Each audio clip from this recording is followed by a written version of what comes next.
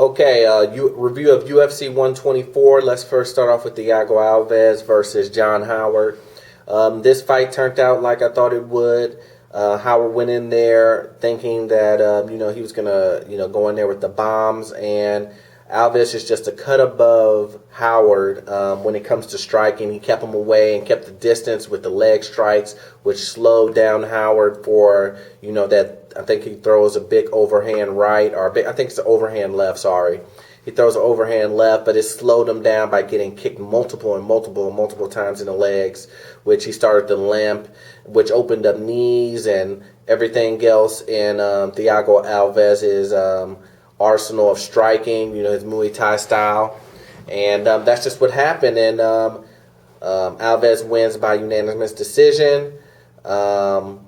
Just dominates Howard. And Howard will now hopefully go back and look at his striking and see that he has some holes in it, and fix some of those things and start using leg kicks and just starting to realize that this isn't a boxing match and you just can't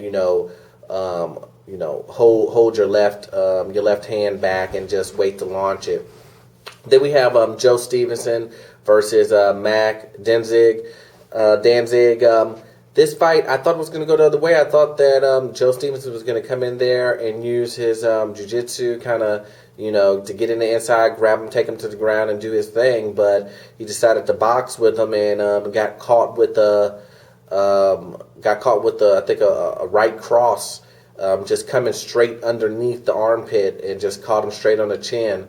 And he got knocked straight out. So he ends up losing in the first round. Joe Stevenson loses. Matt Danzig wins by knockout.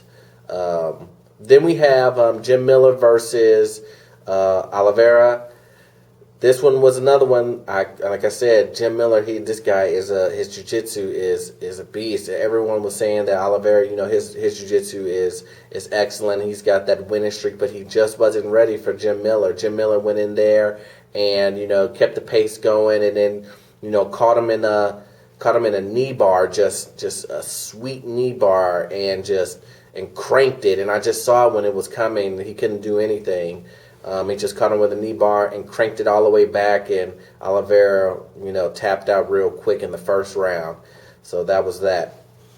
And then we have Struve versus McCord. This was a really, trash-talking fight from McCorrell's side. He went in there and just basically, talked the fight up, saying that he was going to destroy and saying all this other crazy stuff that he says on his Twitter to hype the fight up.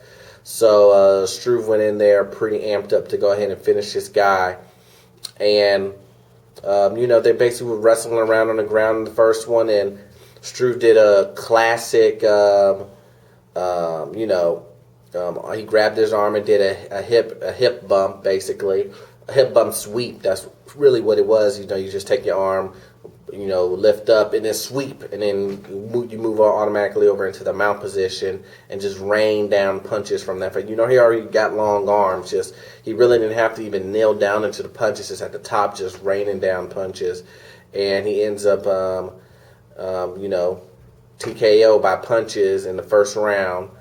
Struve wins. Then we have GSP versus Koscheck. And this fight, I was really interested. I wanted to see how it was going to go. Was GSP going to go for the regular, go for the takedowns, or was Koscheck going to come in and catch him with that big right? And GSP, man, he put on an excellent show.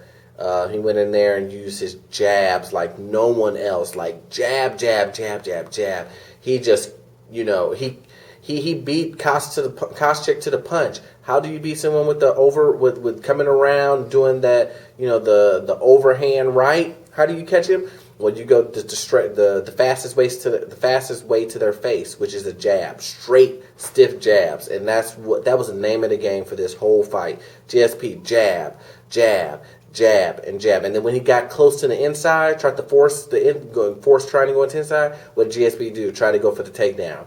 He didn't get a takedown, but it kept Koscheck away with the jabs and kept the distance. I mean, the distance was perfect for GSP.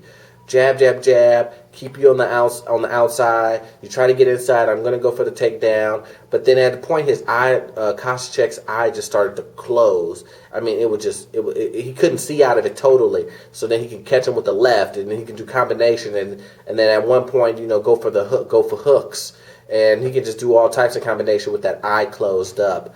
And hats off to GSP. He really showed a different part of his game, and that's really the reason why it shows that he's the number one pound for pound. It's really his next thing to see who's really next, and my guess would be like everyone is like Dana said, is probably going to be Jake Shields. So it was an excellent card. I really enjoyed this UFC. There was a lot of things that were different. A lot of people showed different parts of their game this UFC. But hats off to Koscheck because he really stood in there. But GSP really just showed his boxing skills off. I guess those lessons he was doing with Freddie Roach did an excellent job. I know Freddie Roach is grinning, smiling, and happy, like, man, this is product of my work. So anyway, that was my review for UFC 124. If you guys like my video, please comment, subscribe, and rate. And I'll see you guys next time. Peace.